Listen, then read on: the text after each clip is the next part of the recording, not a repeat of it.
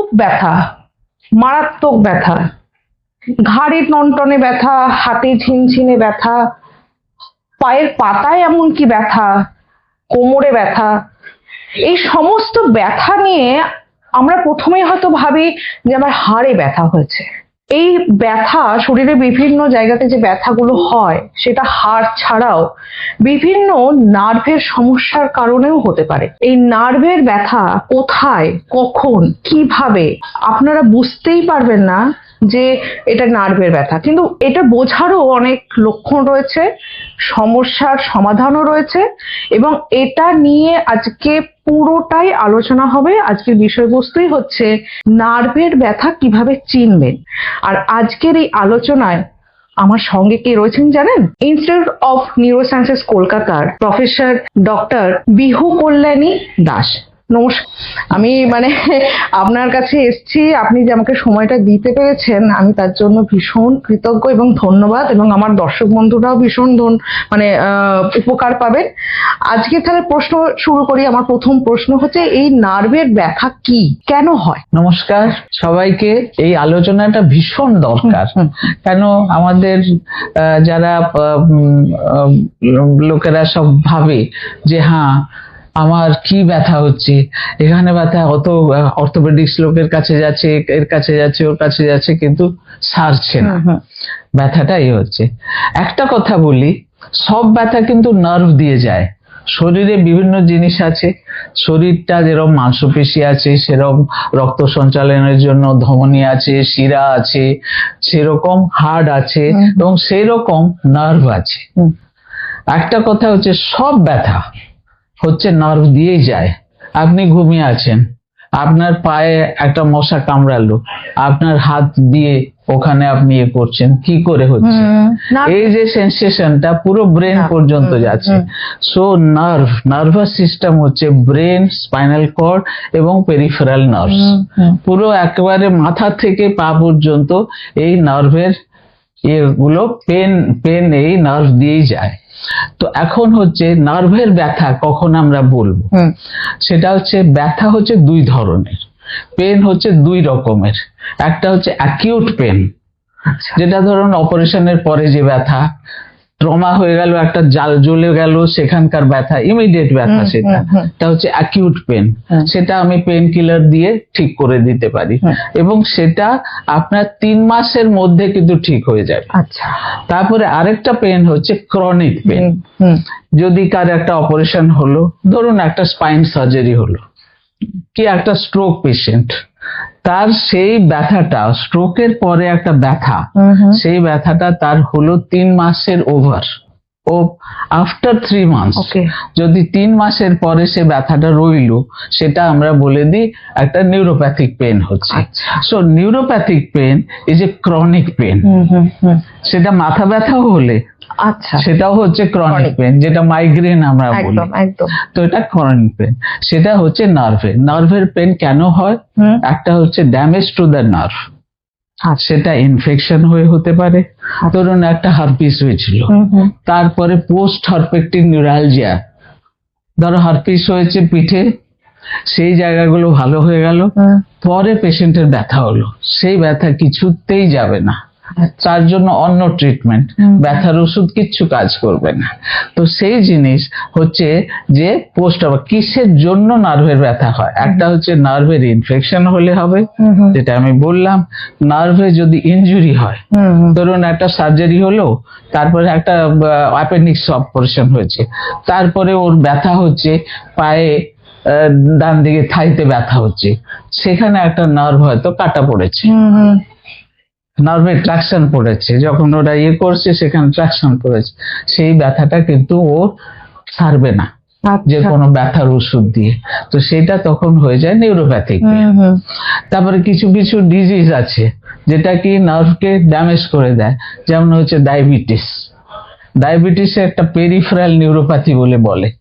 Diabetes patient আপনার কাছে আসবে বলে পায়ের পাতা জ্বালা করছে, প্রচন্ড জ্বালা করছে, তো সেটা হচ্ছে ডায়াবেটিক ফুট হচ্ছে, তার মানে নার্ভ গুলো ড্যামেজ হয়ে গেছে। নার্ভের ওপরে একটা মাইলিন শীথ বলে একটা কভার আছে, যেমন আমরা জামা পরে আছি, সেটা যদি নষ্ট হয়ে যায় তাহলে ইভেন হাওয়া লাগলেও কিন্তু ব্যথা হবে। আচ্ছা। আর এই নিউরোপ্যাথিক পেন সেটা কিছুতেই এই সব ওষুধ দিয়ে কিংবা যাবে না, তার জন্য অন্যরকম ব্যবস্থা করতে হবে। আচ্ছা, এই যে ব্যথাগুলো বললেন, এই ব্যথার মধ্যে মনে করুন মাসেল পেনও তো হয় আমাদের, আর নার্ভের পেনও হয়, তাহলে এটাকে আলাদা করব কিভাবে? মাসেল পেনে কতগুলো জিনিস আছে, ইনভেস্টিগেশন করতে হবে। নিউরোপ্যাথিক পেনে, নার্ভের পেনের কোনো কোয়ান্টিটেটিভ অ্যানালিসিস নেই, কোনো জিনিস আমি টেস্ট করে বুঝতে পারবো না যে কি হলো। খালি একটা এনসিবি বলে আমরা টেস্ট করি, যেখানে যদি নার্ভের আবরণ নষ্ট হয়ে যায়, সেই এনসিবি টেস্টটা, কিংবা নার্ভের চাপা পড়েছে, ধরুন একটা ব্যাক পেন নিয়ে এসছে, সে একটা দিকে তার যাচ্ছে, ঝিনঝিন চিনচিন করছে, অবশ হয়ে যাচ্ছে, সেগুলো হচ্ছে নিউরোপ্যাথিক পেনের মানে সিমটম। এই জন্য আমি দর্শক বন্ধুদের বলছি যে যদি কোনো ব্যথা, ধরুন আফটার অপারেশন হোক কিংবা ব্যাক পেন হচ্ছে, পেছনে ব্যথা হচ্ছে, কোমরে ব্যথা হচ্ছে, কিন্তু সেটা একটা দিকে যাচ্ছে কিংবা দুই দিকেও যাচ্ছে, আর সেই ব্যথাটা হচ্ছে কি যেরকম ছুট ফোটার মতন ঝিনঝিন করছে, কারেন্টের মতন চলে যাচ্ছে, পাটা অবশ হয়ে যাচ্ছে, তাহলে আমি ভাববো ওটা নিউরোপ্যাথিক পেন হচ্ছে। তখন নার্ভের টেস্ট করলে বোঝা যাবে, তারপরে এমআরআই করলে বোঝা যাবে কোথায় নার্ভটা কম্প্রেশন হয়েছে।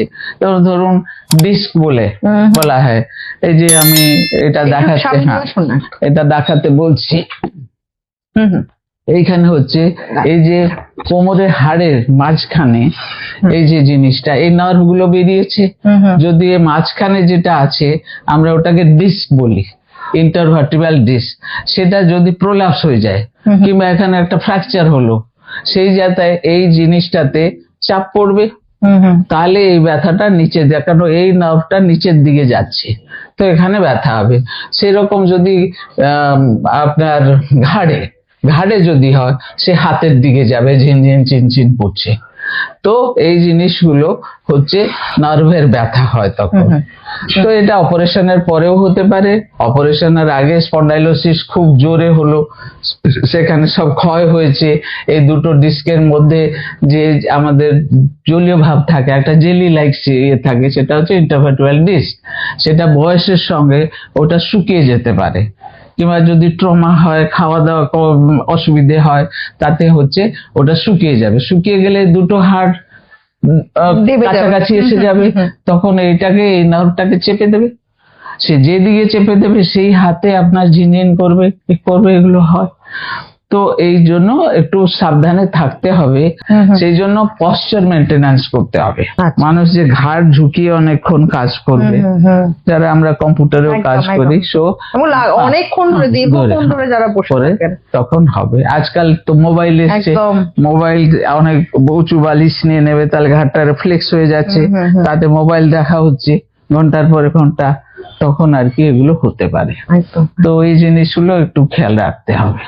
আর তারপরে অপারেশনের পরে বা স্ট্রোকের পরে কিছু কিছু নিউরোলজিক্যাল ডিজিজ আছে, মাল্টিপল স্ক্লেরোসিস একটা ডিজিজ আছে, সেটাতে এটা হতে পারে। তারপরে আমাদের এখানে মানে হেড অ্যান্ড নেক পেন খুব আসে আমার কাছে।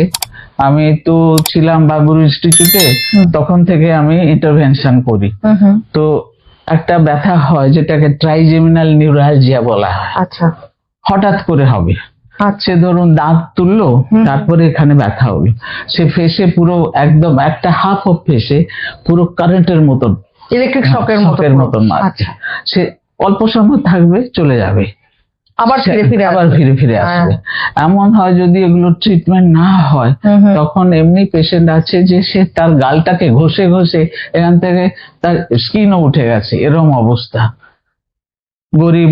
আর এইগুলো বেশি হয় কি, একটা হচ্ছে যদি ওখানে কোনো ইনফেকশন হলো, কিংবা দাঁত তুলে একটা ইনজুরি হলো, কিংবা এমনও হয় বয়সে কি হয়, ব্রেনটা ছোট হয়ে যায়, ব্রেন স্যাক করলে ওখানে একটা ভেসেল আছে, একটা ধমনী আছে, সেই ধমনীটা এই 5 নম্বর নার্ভ যেটা আমাদের ট্রাইজেমিনাল নার্ভ, তার কাছে চলে আসে, সে তাকে ধাক্কা দেবে, যতবার করছে ধমনীটা, তখন ওখানে ধাক্কা দেবে, ধাক্কা দিয়ে ওখানে ডিমাইলিনেশন হয়ে যাবে, ওর নষ্ট করে দেবে ওর কভারটা।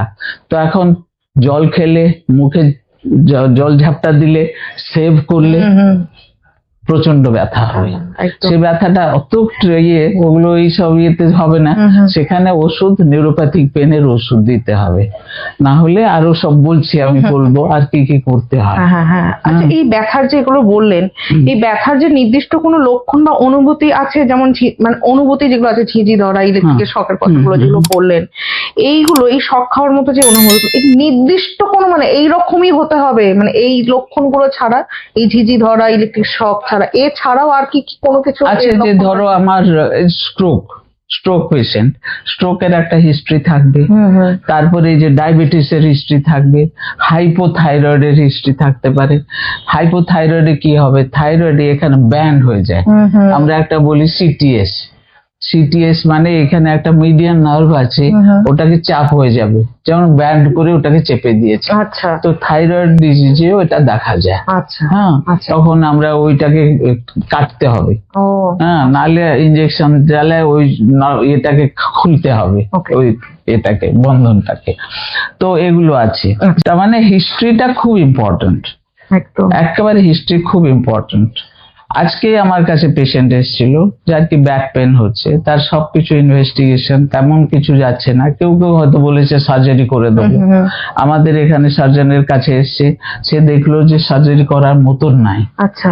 সেই পেশেন্টটা আগে, মানে এটা বলছে 2025-এ এসেছিল ওর কাছে, ও আমার কাছে পাঠিয়েছিল, আমি একটা ইনজেকশন দিয়েছিলাম, তখন ও কোমরে ব্যথা দুই দিকে যেত, পায়ের দিকে ঝিনঝিন করে যেত, তো ইয়ে করে তারপরে ইনজেকশন দিয়ে।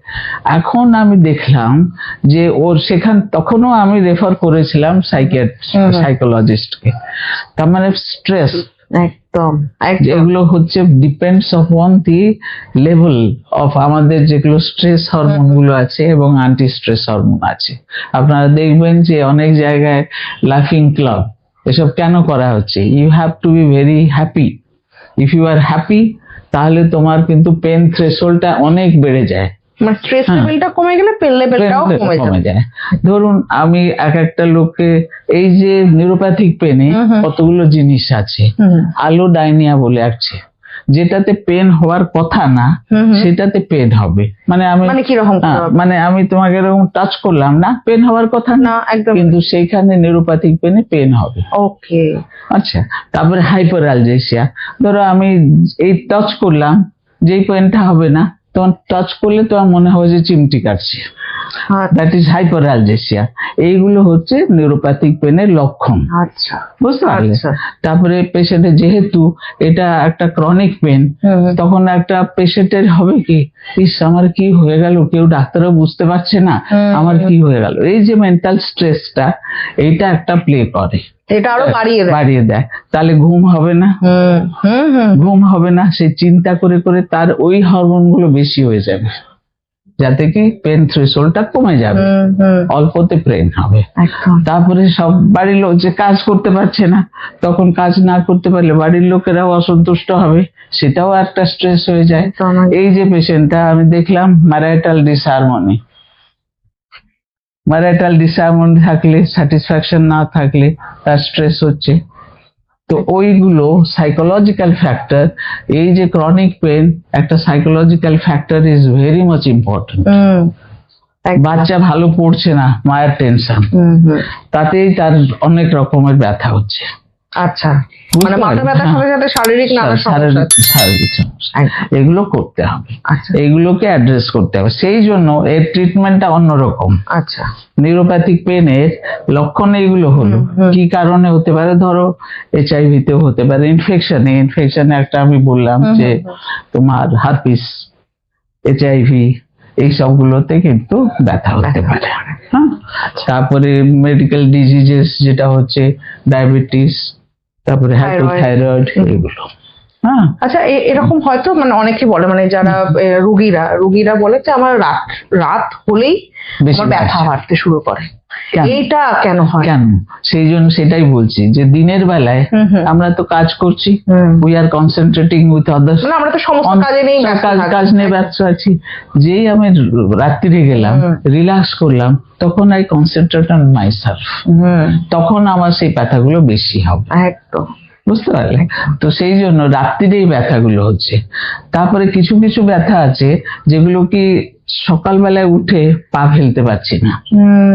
রাত্রিরে আমাদের কিছু কিছু জিনিস এরকম ইলেকট্রিক অ্যাসিড এগুলো সব বেশি রিলিজ হয়, সেই সকালবেলায় সেই রিলিজের জন্য আমার এগুলো ব্যথা হবে। আর একটা প্রশ্ন আমি চলে যাব, সেটা হচ্ছে যে শরীরের কোনো বিশেষ অঙ্গে ব্যথা হলেই কি আমরা ধরে নেব যে এটা নার্ভের সমস্যা, আর এই শরীরের অন্য কোনো অঙ্গের সমস্যার বহিঃপ্রকাশ কিনা সেটাও বা কিভাবে বোঝা সম্ভব হবে? আচ্ছা, হচ্ছে যে যে প্রশ্নটা করলে ধন্যবাদ, সেটা হচ্ছে শরীরের সব অঙ্গের কিন্তু নিউরোপ্যাথিক পেন বলতে হবে না।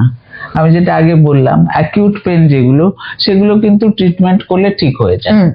সেগুলো ঠিক হলো না, যে ট্রিটমেন্ট আমি দিয়েছি ঠিক হলো না, তারপরে ইনভেস্টিগেশন গুলোতে আমি দেখলাম যে তার যে কিছু ইনফ্ল্যামেটরি মার্কার্স থাকে, ধরো আরএ ফ্যাক্টর আমরা করলাম, সিআরপি করলাম, এগুলো সব নর্মাল, তার ভিটামিন ডি ঠিক আছে, তার ইয়ে আছে, এখানে বি12 যদি কম থাকে আর কি, বেশিরভাগই যারা ভেজিটেরিয়ান তাদের বি12টা হচ্ছে নার্ভের ভিটামিন, তো সেটা যদি কম থাকে তাহলে এই ব্যথাগুলো হতে পারে।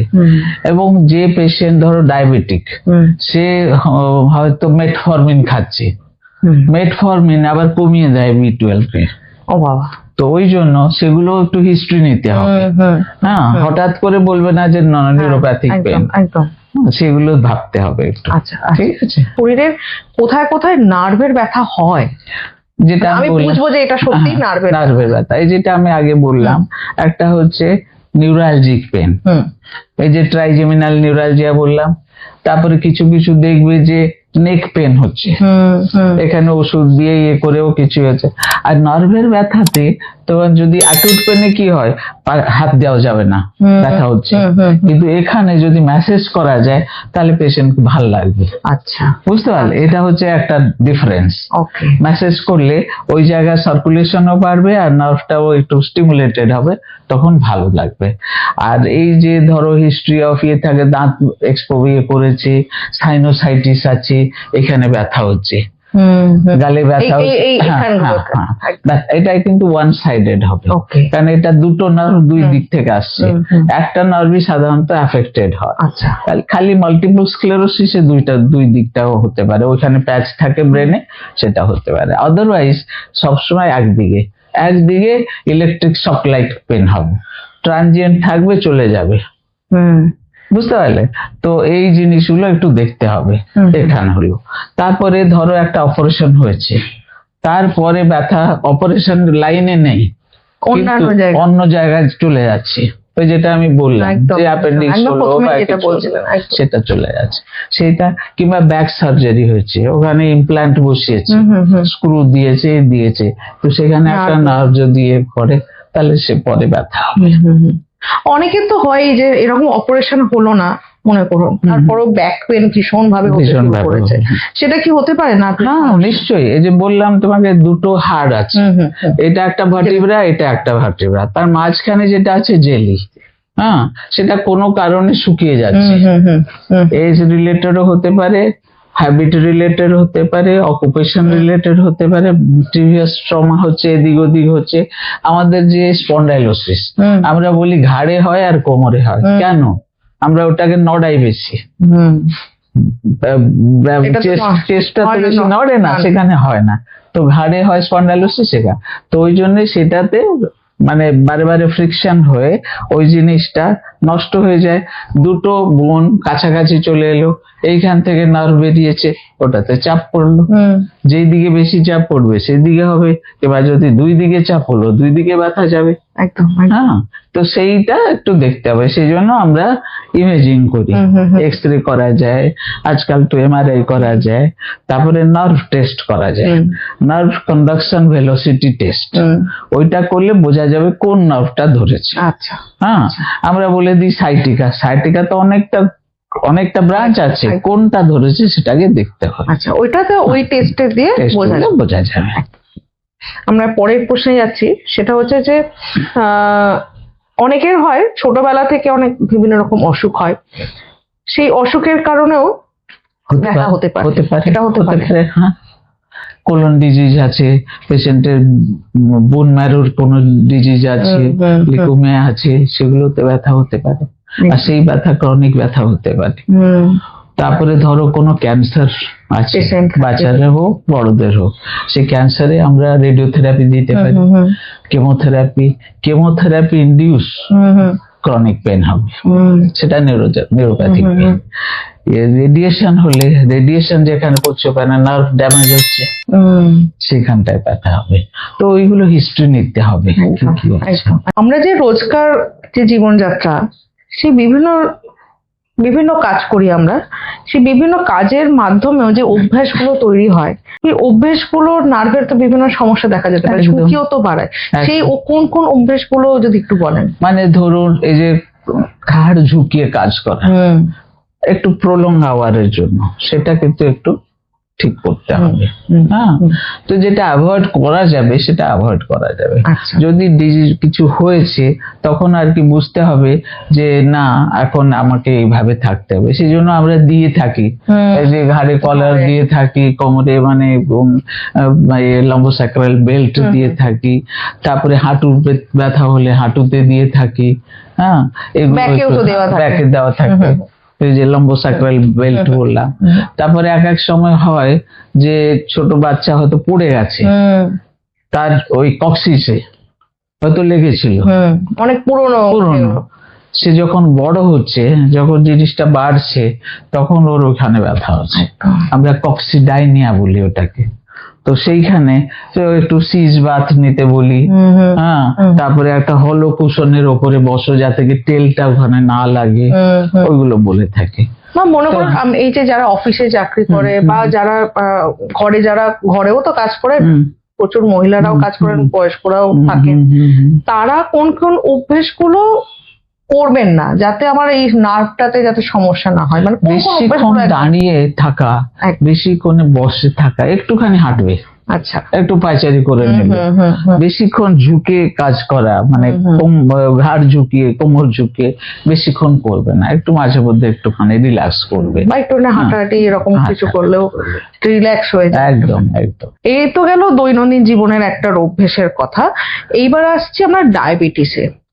কারণ ডায়াবেটিস রোগীদের এই যে নার্ভের, আপনি প্রথমেই একদম বলেছেন যে ডায়াবেটিস যাদের রয়েছে তাদের নার্ভের প্রচুর সমস্যা থাকে, পায়ের পাতাতে যাদের একটু সমস্যা তৈরি হয়, নার্ভের সমস্যা, এই যে নার্ভের সমস্যাগুলো ঝুঁকি বেড়ে থাকে, এটা কেন হয়? আর একটা বলবেন এর প্রতিরোধের উপায় কি কি রয়েছে? বলছি, এটা হচ্ছে ডায়াবেটিস বললাম না, একটা ডিজিজ না। ডায়াবেটিস হচ্ছে সব সিস্টেমকে ধরে। কোথায় কোথায় ধরে? সে ভ্যাসকুলোপ্যাথি হয়, মানে ছোট ছোট মানে শিরা ধমনীকে ধরে এবং নার্ভকে ধরে। পেরিফেরাল নিউরোপ্যাথি বলি, মানে ছোট্ট নার্ভগুলোকে আগে ধরে। হ্যাঁ, ইভেন ডায়াবেটিস হার্টের নার্ভকেও ধরে। কিন্তু আমাদের কাছে যে পেশেন্ট প্রথম আসবে, যেটার জন্য আমরা চিন্তা করব যে we have to take care, সেটা হচ্ছে ডায়াবেটিক মানে foot neuropathy, diabetic foot develop করবে।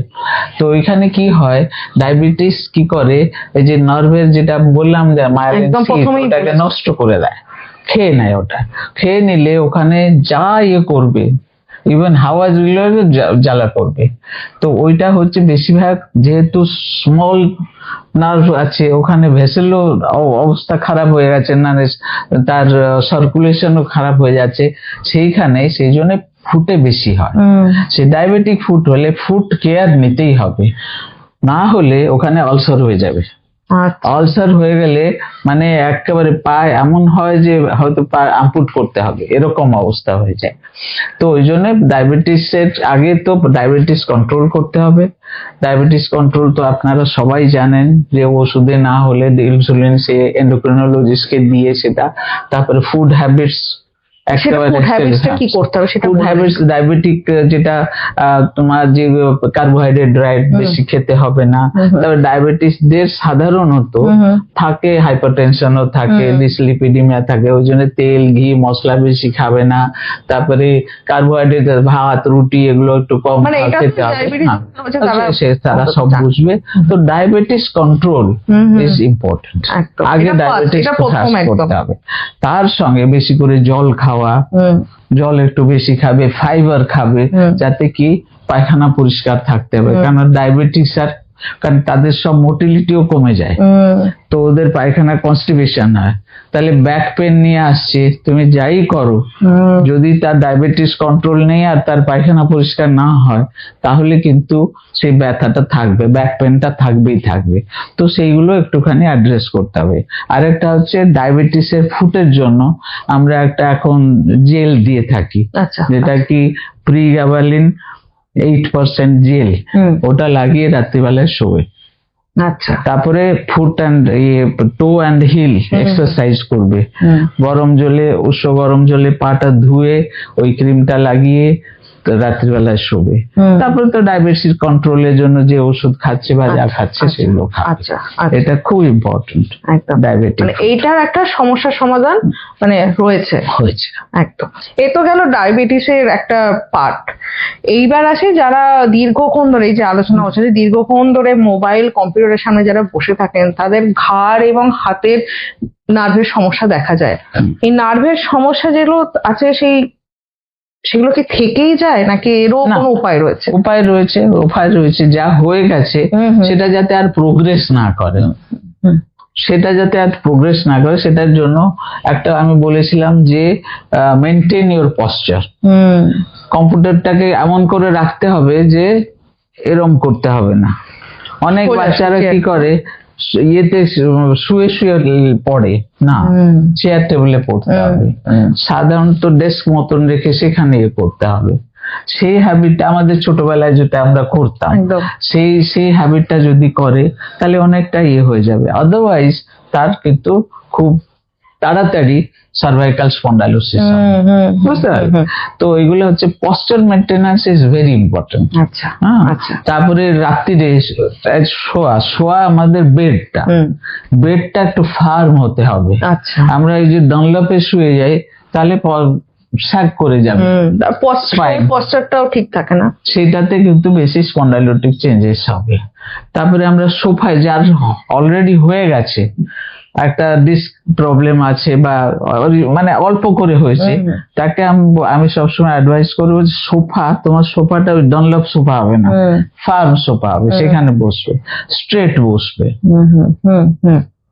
ওইটা মেনটেন করতে হবে। Posture maintenance, keep your bowel clean, সেটার জন্য নিজেকে রিহাইড্রেট করতে হবে, জল ভালো করে খেতে হবে। আর তোমাকে যে কিছু কিছু ফুড যেগুলো ফর্মুলা আউটসাইড গিয়ে যদি ফুড গুলো এগুলো খাওয়া, মানে তৈলাক্ত কোনো মশলাদার কোনো খাবার, বাইরের যে ইয়েগুলো ফাস্ট ফুড গুলো একটু অ্যাভয়েড করতে হবে। তারপরে এইখানে আমার বলা হচ্ছে যেরকম থাইরয়েড সেরকম ইউরিক অ্যাসিডটাও দেখতে হবে। হাইপার ইউরিসিমিয়া যার থাকে তারও এইসব ব্যথাগুলো বাড়ে। সেখানে আমি রেড মিট বলবো অ্যাভয়েড করতে, এইসবগুলো ওদের ইয়েগুলো দেখে। তারপরে হচ্ছে ভিটামিন ডি ডেফিসিয়েন্সি, এটা তো এখন মানে খুব কমন একটা হয়ে গেছে। কেন কি আমাদের সানলাইট আমরা পাই না, সানলাইট আবার সকালবেলা সানলাইট একেবারে পাওয়া যায় না, তো সেই জন্য ভিটামিন ডি সাপ্লিমেন্ট কিন্তু দিতেই হবে। আচ্ছা, এটাও তো অনেক সময় হয় যে যারা বেশিক্ষণ এই যে কম্পিউটারের সামনে বসে থাকা বা ল্যাপটপে কাজ করে যাচ্ছে, তারা ওই মানে কাজ করতে করতে উঠে গিয়ে একটু মাঝে মধ্যে একটু পায়চারি করতে হবে। মাঝে মধ্যে পায়চারি করতে হবে, সেটা করলে অনেকটা মানে এটা থাকে একদম। আচ্ছা, এর পরের প্রশ্নে যাচ্ছি, সেটা হচ্ছে বয়স বাড়ার সঙ্গে সঙ্গে নার্ভের জোর কি কমে যায়, আর সেখান থেকেও কি নার্ভের সমস্যা দেখা দিতে পারে? অবশ্যই, আমি যেটা আগে বললাম যে ব্রেন স্যাগ করে যায়, তখন হয় কি ওই ট্রাইজেমিনাল নার্ভের কাছাকাছি একটা সুপিরিয়র সেরেবেলার আর্টারিটা কাছাকাছি এসে যায়, সেটা কি করে ধাক্কা দেয়, ডিমাইলিনেশন হয়, মাইলিন সিটটা নষ্ট হয়ে যায়, তখন পেশেন্টের ব্যথা হবে। ওই যে ট্রাইজেমিনাল নিউরালজিয়া সাধারণত বেশি বয়স্ক লোকদের বেশি হয়, মানে অনেক সব জায়গায় ডিজেনারেশন হয়। স্পাইনের ডিজেনারেশন হলো, ওখানে বলে অস্টিওফাইটস হয়ে গেল, সেটা চাপ দিল নার্ভে। ডিজেনারেশন যেগুলো হয় সে তোমার নিতে হতে পারে ডিজেনারেশন, এনি জয়েন্টে হতে পারে ডিজেনারেশন। সেখানে যখন হলো সেই জিনিসগুলো ইয়ে হয়ে গেলে সেখানে তো ব্যথা হবে, নার্ভের ওপরে চাপ হচ্ছে। তো এই জিনিস আর ডিজেনারেশন গুলো আরম্ভ হয়ে যায়। মানে এগুলো এই বয়সকালে যাদের নার্ভের সমস্যা হয় এগুলো কি সেরে যায়? ওইগুলো সাপ্লিমেন্ট দিতে হবে। এই যে ভিটামিন B12 কমে যাচ্ছে কিনা, ডি কমে যাচ্ছে কিনা, কারণ তাদের প্রচুর সমস্যা থাকে, কারণ অনেকে তো হাঁটতেও পারেন না, বাইরে বেরোতেও পারেন না, তাদের সমস্যা ভীষণ। সেখানে আমরা সেই যে যেরকম এক্সারসাইজ গুলো করতে হবে, বসে বসে করা, প্রাণায়াম বলি, প্রাণায়াম বলতে হবে, তাহলে তার চেস্ট ভালো থাকবে এবং অক্সিজেনেশন ভালো হবে। এগুলো তো ডিঅক্সিজেনেশনের জন্য হয়, তো হবে, তাহলে ঠিক হয়ে যাবে অনেকটা। যত বয়স বাড়বে exercise is the main thing. এই যে ক্রনিক পেনে তোমার rehabilitation is a very important thing. আমরা ওষুধ দিই। অনেকের আবার নার্ভের ব্যথা হয়েছে বা কোন একটা শারীরিক ব্যথা হয়েছে, আমি পেন কিলার খেয়ে নিলাম এবং সেটা মুড়ি মুড়কির মতো অনেকে খান, মানে খাচ্ছে, মানে ব্যথা হচ্ছে খাচ্ছে। এইটা কি নার্ভের উপর প্রভাব পড়ে? নার্ভের উপর কি, ওটা তো কিডনির উপরেও প্রভাব পড়বে, আর এটা কোনো হেল্পও করবে না। খালি যদি আমি ভাবি যে এই ব্যাক পেন হচ্ছে, সেখানে একটা হাড়ের সমস্যাও আছে, তখন আমি হয়তো কিছুদিনের জন্য ওটা দিলাম, সাময়িক, কিন্তু সেটা বরঞ্চ সেটা একেবারে কিডনির উপরে প্রবলেম করবে। হ্যাঁ, আমরা ওই জন্য সেটা নেই, আর ওইটাতে কিছু লাভ হবে না। নিউরোপ্যাথিক পেনে অ্যানালজেসিক যেটা অ্যাসিডোফেনোফেন বা আইবুজেসিক এই যেগুলো দেওয়া হয়, আইবুপ্রোফেন, এগুলো সেগুলো কোনো কাজ করে না, কোনো কাজ করে না। ওটা খালি মনের সন্তুষ্টির জন্য সেটা ইয়ে করে, তো ওই জন্য ওর ব্যথার ওষুধই আলাদা। আচ্ছা, এই যে বলছিলেন না যে এগুলো থেরাপি, অনেক সময় মাসাজ দেওয়ার ব্যাপারটা যেটা বলছিলেন, ঘাড়ে যখন নেক পেনে যেটা বলছিলেন, যে ফিজিওথেরাপি বা অনেক সময় মাসাজ দেওয়ার যে প্রক্রিয়াগুলো, পদ্ধতিগুলো থাকে, সেইগুলো কি নার্ভের সমস্যার মানে সমাধানের সাথে সাথে এইটা করা যায়? একদম একদম, এটা ওয়ান উইং অফ ট্রিটমেন্ট। আচ্ছা, মানে এটা সুফল পাওয়া যায় এটাতে? এটা ওষুধ দিলে, ব্যায়াম বলে দিলে, কি কি করতে হবে, যে how to avoid this things to happen, মানে পশ্চার মেনটেন্যান্স, ফুড, এসব বলে দিলাম, ওষুধ দেওয়া হলো, তার সঙ্গে কিন্তু ফিজিওথেরাপি। ফিজিওথেরাপি ধরো ব্যাক পেনে আমাদের কতগুলো জিনিস আছে, এগুলো ইন্টারভেনশন না, ট্রিটমেন্ট হচ্ছে আগে উইথ ফিজিওথেরাপি, তারপরে ইন্টারভেনশন, বুঝলে? তাহলে এই ফিজিওথেরাপিতে এই ইউএসটি আছে, মানে আল্ট্রাসাউন্ড দিতে পারি, কোথায় আইএফটি দিতে পারি, হ্যাঁ, ইন্টারফারেন্সিয়াল থেরাপি যেটা, তারপরে টেন্স ট্রান্সকিউটানিয়াস নার্ভ স্টিমুলেশন দিতে হবে, যে নার্ভটা ইয়ে আছে তাকে স্টিমুলেট করতে হবে, তো এগুলো তো আছেই। তারপরে এখন বেরিয়েছে ট্রান্স ম্যাগনেটিক পেরিফেরাল, মানে ট্রান্সকিউটানিয়াস ম্যাগনেটিক স্টিমুলেশন, মাথা ব্যথাতেও তোমার হেল্প করবে। আচ্ছা, ঠিক আছে, এই সবগুলো এখন কিন্তু খুবই দরকার, এটা দিলে তাহলে পেশেন্টের। তারপরে ফিজিওথেরাপির মধ্যে সাইকোথেরাপিও আছে। আচ্ছা, মানে শুধু শারীরিক নয়, মেন্টাল হেলথও দরকার। মেন্টাল হেলথও দরকার, তো সাইকোলজিক্যাল কাউন্সেলিং, এগুলো সব কিন্তু holistic approach to chronic neuropathic pain. One part is physio and psychotherapy. আচ্ছা, নার্ভের ব্যথা, অনেকেই বলেন যে আমার নার্ভের ব্যথা আছে, নার্ভের ওষুধ খেয়ে যাচ্ছি, অনেকদিন ধরে ওষুধ খেয়ে যাচ্ছি, কিন্তু ব্যথাও কমছে না, মানে ওষুধ খাচ্ছে ততক্ষণ, তারপরেই ব্যথা শুরু হয়ে যাচ্ছে। এটা দীর্ঘস্থায়ী একটা ব্যাপার, মানে দীর্ঘদিন ধরে চলছে। এই ব্যাপারটা নিয়ে আপনি কি বলেন? মানে এটা কি নার্ভের সমস্যা হলেই কি আমার ওটা অনেক বছর ধরে, মানে বছর ধরে আমাকে ওষুধ খেয়ে যেতে হবে, নাকি এর একটা নিরাময়েরও একটা মানে অন্য দিকও রয়েছে? অবশ্যই রয়েছে। আচ্ছা, একটা হচ্ছে ফার্স্ট লাইন হচ্ছে ওষুধ, আর ফিজিওথেরাপি, সাইকোথেরাপি হয়ে গেল। ওষুধে যদি না কমলো, কি কি ওষুধ আমরা দিয়ে থাকি? এখানে আমরা সাধারণত দিয়ে থাকি যেটা গাবাপেন্টিন, যে জিনিসগুলো, অক্সিকার্বাটিন, মানে যেগুলো আমরা ইয়েতে দিয়ে থাকি, কেন কি এটা ইন্টারমিটেন্ট পেন হয়, আর এগুলো নার্ভকে ইয়ে করার ওষুধ। তার সঙ্গে যেহেতু depression, anxiety is a part of chronic pain, neuropathic pain, তো অ্যান্টি ডিপ্রেশন দিয়ে থাকি, ট্রাইসাইক্লিন অ্যান্টি ডিপ্রেশন দিয়ে থাকি, যাতে ঘুম ভালো হবে, ঘুমের ওষুধ দিয়ে থাকি।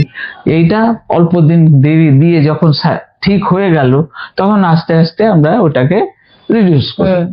কিন্তু যদি ইনক্রিজিং ডোজ তাতেও ভালো হচ্ছে না, কিংবা পেশেন্টের ইনটলারেন্স হচ্ছে, খুব ঘুমিয়ে পড়ছে, খুব অসুবিধা হচ্ছে, তাহলে তাহলে আমরা ইন্টারভেনশনে যাই।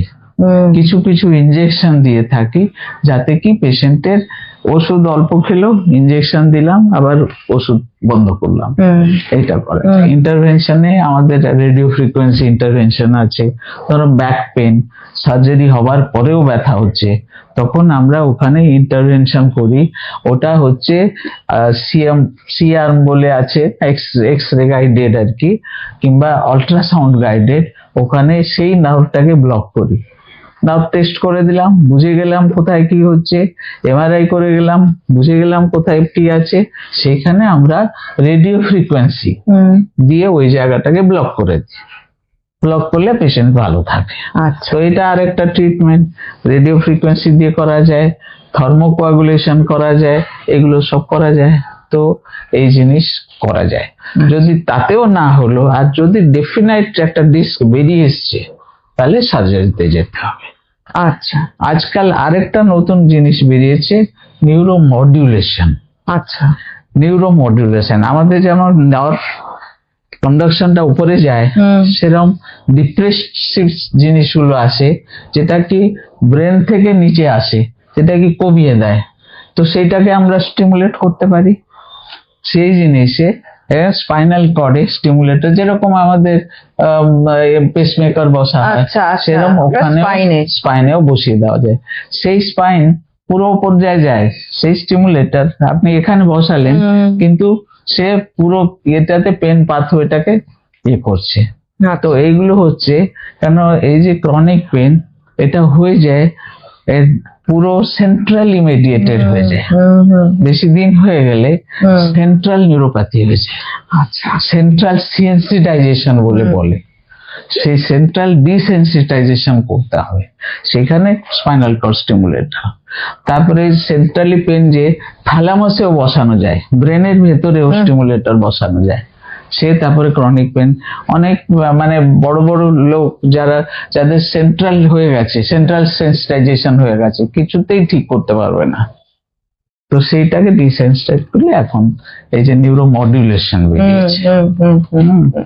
তো এটা পেরিফেরালি করা যায়, সেন্ট্রালি করা যায়। এটা অনেক সুবিধা হবে যাদের এরকম ক্রনিক, একেবারে রিফ্র্যাক্টরি যখন হয়ে যায়, তখন ওইগুলো আছে। এই যে ব্যথার আলোচনা চলছে, ব্যথার আলোচনার সাথে সাথে আপনি বললেন যে ফুড হ্যাবিটটা একটা চেঞ্জ করা দরকার। কি কি ফুড হ্যাবিট যদি চেঞ্জ করার কথা বলা হয়, তাহলে আপনি কি কি বলবেন, অ্যাডভাইস কি দেবেন, যাতে আপনার নার্ভের স্বাস্থ্য ভীষণ ভালো থাকবে? যাদের ধরো মাইগ্রেন আছে, তাদেরকে তো কিছু কিছু ফুড বলতে হবে না করতে। ধরো কফি, কোকো, চকলেট, আইসক্রিম, কিংবা যে ক্রিম জনিত কেক, মানে পেস্ট্রি টাইপের যে কেক গুলো, এগুলো সব একটু ইয়ে করি। তারপরে তোমার ইয়ে করি, আজিনোমোটো দেওয়া যেগুলো ফুড, এগুলো মানে যেগুলো ওই ফাস্ট ফুডের মধ্যে যেগুলো থাকে সেগুলো, মানে ফল, ফাইবার, জল আর ঘরের খাবার, এইগুলো যদি মেনটেন করা হয়, নার্ভের সমস্যা থেকে মুক্তি। মানে এবং সেটা কিন্তু ছোটবেলা থেকেই করা দরকার আমার মনে হয়, নাহলে আমি বয়সে এসে যদি খেতে শুরু করি, বাচ্চারা তো সত্যি, ওরা তো সব পাচ্ছে যে এইখানে খেয়ে নি, ওখানে খেয়ে নি, এখন এবং রেডিমেড অনেক জিনিসপত্র চলে আসাছে, তাদেরও একটু রেস্ট্রিক্ট করা খুব অসুবিধা হয়ে যায়, ডিফিকাল্ট হয়। আচ্ছা, এবার আমরা একটা মানে খুব ইম্পর্টেন্ট প্রশ্ন হচ্ছে, আমি কখন ডাক্তারবাবুর কাছে যাব? অবশ্যই, খুবই ইম্পর্টেন্ট টপিক। তো হচ্ছে কি, ধরুন আমার হাতে একটা ব্যথা হচ্ছে, ঝিঝি মতন ব্যথা হচ্ছে, অনেক দিন ধরে হচ্ছে। তারপরে দেখা গেল যে একটা দিকে আমার এই আঙ্গুলটা একটু ইয়ে হয়ে গেছে, উইক হয়ে গেছে। যখনই একটা নিউরোজেনিক একটা কিছু হবে, নার্ভের একটা অ্যাফেকশন হলো, যেটাকে আমরা বলি যে নার্ভ ডেফিসিট একটা কিছু বেরোলো, সেই সময় কিন্তু যেতে হবে। হ্যাঁ, যে পেন হচ্ছে কিন্তু হঠাৎ করে আমার পাটা উঠছে না, আচ্ছা, একেবারে যেতে হবে। সেটা নার্ভের ডাক্তারের কাছে যাও, নাহলে একটা স্পাইন ডক্টরের কাছে যাও। তখন বলে দেবে যে কি করতে হবে, সার্জারি করতে হবে না নার্ভ যে পেন ফিজিশিয়ানের কাছে যাবে, সেগুলো করতে হবে। যখনই দেখবে যে একটা উইকনেস ডেভেলপ করছে, যেই ব্যথাটা কন্টিনিউয়াস হচ্ছে, ওষুধ খেয়েও কমছে না, তখনই যেতে হবে।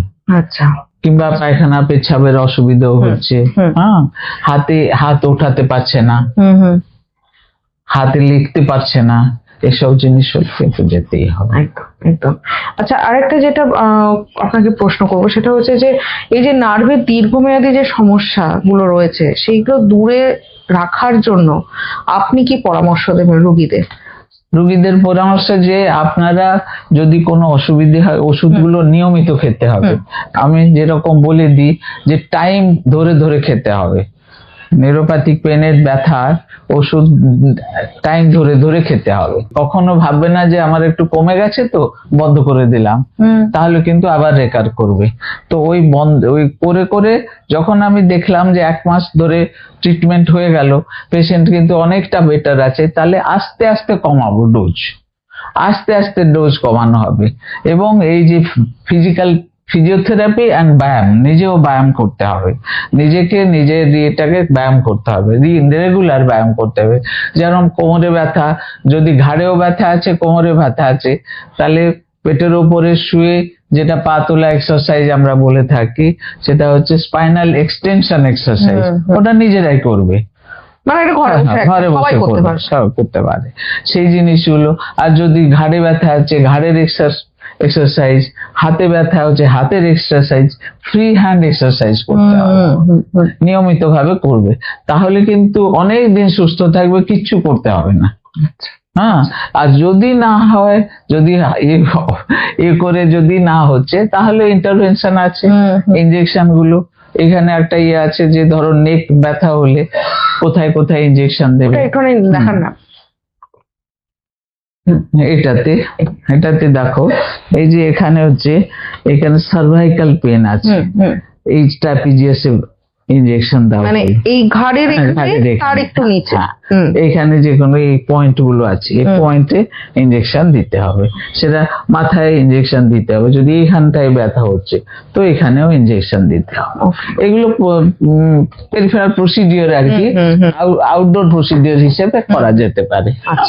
তার জন্য একটুখানি ব্লিডিং টাইম, ক্লটিং টাইম এগুলো দেখে নিতে হয়, ডায়াবেটিসটা দেখে নিতে হয়, কারণ ইনজেকশন দিতে গেলে ওখানে আমরা সাধারণত স্টেরয়েড দিয়ে থাকি, এটা বোটক্স অবশ্য দেখাচ্ছে, স্টেরয়েড দিয়ে থাকি, তো আগে দেখে নিতে হবে, কারণ স্টেরয়েড দিলে আবার শুট করবে সুগার, তো ওই জন্য সুগারটাকে কন্ট্রোল করে তারপরে দিয়ে থাকি। মানে ব্যাপারটা হচ্ছে আগে হিস্ট্রি, তারপর হচ্ছে নার্ভের ট্রিটমেন্ট, আগে হিস্ট্রি, তারপর পরীক্ষা টেস্ট, তারপর হচ্ছে ট্রিটমেন্ট। পরীক্ষা হচ্ছে ফিজিক্যাল এক্সামিনেশন আগে দিতে হবে। আমার যে এসএলআর দেখিয়ে করে ফিজিক্যাল এক্সামিনেশন দেখে নিলাম, হিস্ট্রি সবকিছু, যদি ফিমেল পেশেন্ট হয় তার অবস্টেট্রিক হিস্ট্রি, তার গাইনোকোলজিক্যাল হিস্ট্রি সবই দিতে হয়। সব দেখে তারপরে এক্সামিনেশন করতে হয়, জেনারেল এক্সামিনেশন করলাম, তারপরে নার্ভের এক্সামিনেশন করলাম, করে যা পেলাম তারপরে ইনভেস্টিগেশনে নার্ভ টেস্টটা করতে হবে, তারপরে এমআরআই যেগুলো রিলেটেড, ধরো আমার হাঁটু ব্যথা হচ্ছে তাহলে হাঁটুর এক্সরে করতে হবে, আর যদি আঙ্কেলের ব্যথা হচ্ছে আঙ্কেলের এক্সরে করতে হবে, হয়তো পড়ে গেছে, পোস্ট অপারেট পড়ে গেছে, ট্রমা হয়েছিল অনেকদিন আগে কিন্তু এখন ব্যথা হচ্ছে, তো সেইগুলো হচ্ছে নিউরোপ্যাথিক পেন হচ্ছে তেমন। তো সেইগুলোর জন্য এক্সরে, ইমেজিং এক্সরে আছে, সিটি স্ক্যান আছে, এমআরআই আছে, এগুলো সব করতে হবে, যার যেরকম দরকার আর কি দেখে করতে হবে। তারপরে ব্লাড টেস্ট গুলো করতে হবে, তার লিভার ফাংশন কিরকম আছে, কারণ ওষুধ যেগুলো দিচ্ছি সমস্ত করতে হবে। এই যে নিউরোপ্যাথিক পেনের যে ওষুধগুলো সেগুলো কিন্তু অ্যানিমিয়া করতে পারে, তো ওই জন্য 3 মাস অন্তর অন্তর একটা ব্লাড টেস্ট করতে হয়, করে দেখে নিতে হয়। একটু মানে দীর্ঘ মানে হলেও কিন্তু ঠিক হবে সমস্যা, মানে এটা কিন্তু করে যেতে হবে, মাঝখানে থামলে হবে। হ্যাঁ, পেশেন্টকে কাউন্সেলিং করতে হবে যে আমি ঠিক হয়ে যাব, এই জিনিসটা যদি না হয় একদম শেষ পর্যায়ে, একদম অনুষ্ঠান শেষ আমার আজকে পডকাস্টটা, এবং আজকে ভীষণ গুরুত্বপূর্ণ আলোচনা হয়েছে, এবং এই পডকাস্টটা আমার মনে হয় যে প্রচুর মানুষকে উপকার করবে। অনেকে বলেন যে নার্ভের সমস্যা হয়েছে, আমার আর জীবনে কোনোদিন সারবে না। সেটা খুব এটাই হচ্ছে আসল কথা, নার্ভের সমস্যাও সেরে যায়। এটা একটু দীর্ঘস্থায়ী হলেও ওষুধ আপনারা মাঝখানে একদম থামাবেন না, বা যেটাই হোক না কেন ডাক্তাররা যে প্রসেস গুলো বলবে সেই প্রসেস মেনে চললেই হবে। এবং তার সাথে সাথে অবশ্যই ফুড এবং এক্সারসাইজ এবং জল খাওয়ার এই প্রক্রিয়াগুলো এবং সমস্ত রোগের ক্ষেত্রেও যা যা দরকার এখানেও তাই। সেই জন্য মানে এই পডকাস্টটি যদি ভালো লাগে অবশ্যই কমেন্টে জানাবেন। আপনার পরিজন আছে, প্রিয়জন আছে, তাদেরকে শেয়ার করবেন, সাবস্ক্রাইব করবেন। এবং এর পরের পডকাস্টের বিভিন্ন তথ্য নিয়ে আপনারা যদি মনে করেন যে এরকম কোনো সমস্যা রোগ নিয়ে যদি আলোচনা করা হয় তাহলে খুব উপকার পাবেন, তাহলে অবশ্যই কমেন্টে জানাবেন। এবং আজকের এই অনুষ্ঠানটার জন্য আপনাকে অসংখ্য ধন্যবাদ। এবং আমার অনেক দিনের একটা ছিল যে নার্ভের পেন নিয়ে আমি করব, কারণ প্রচুর আমার কাছে ফোন এসছে, রোগীরা আমার কাছে এত ফোন করেছেন যে নার্ভের আমার ব্যথা, এবং বিশেষ করে বয়স্করা তারা প্রচুর ফোন করেছেন যে নার্ভের ব্যথা নিয়ে একটা অনেক কিছু বেরিয়েছে। মানে আরেকটা কথা আমি ভুলে গেলাম বলতে, যে কিছু কিছু প্যাচ বেরিয়েছে, লিডোকেন প্যাচ, ক্যাপসাইসিন প্যাচ, তারপরে তোমার বুভালার বুপ্রেনরফিন প্যাচ। এগুলো প্যাচ দিয়ে এখানে কোনো ইন্টারভেনশন হচ্ছে না, খালি একটা যেরকম ইসিজি ইলেকট্রোডের মতন লাগিয়ে দিলাম, 7 দিনে কিন্তু ব্যথাটা অনেক কমে যায়। হ্যাঁ, তো ওইগুলো দেওয়া, এগুলো খুব আর আমাদের দেশে কি হয়, মেয়েরা সাধারণত ফিমেলরা যারা হাউসওয়াইফ বলে হ্যাঁ ঠিক আছে ব্যথাটা কমে যাবে, ও কমে যাবে, ও কিছু হয়, ও ব্যথা তো সারাক্ষণই হয়, ও বেশ যখন হয়ে যায় একেবারে অনেক লেটে আসে আমাদের কাছে। তো ওই জন্য যখনই ব্যথা, অনেক সময় আরেকটা যেটা হয়, মহিলাদের বাড়ি যারা থাকেন একদম, এবং বিশেষ করে গ্রামের দিকে, তাদের সমস্যা হচ্ছে যে আমার কিছু তো হয়নি, এটা ভাবে যে হ্যাঁ আমার কিছু হয়নি, ও সেরে যাবে, এবং ভয়ও পান, অনেকে ভয়ও পান, তো সেই জন্য সামনে এগিয়ে আসে। আর গেলে বোধহয় অপারেশন করে দেবে, গেলে বোধহয় ইনজেকশন দিয়ে দেবে, সেটা না, চিকিৎসাটা করলে মানে যার রোগ হয়েছে বা সমস্যা হয়েছে সেই রোগের সমস্যার সমাধানও রয়েছে, এবং সেটাতে আপনাকে বিশ্বাস করতে হবে যে এই রোগটা থেকে আমাকে বেরোতে হবে, তাহলেই মোটামুটি রোগ থেকে মুক্তি।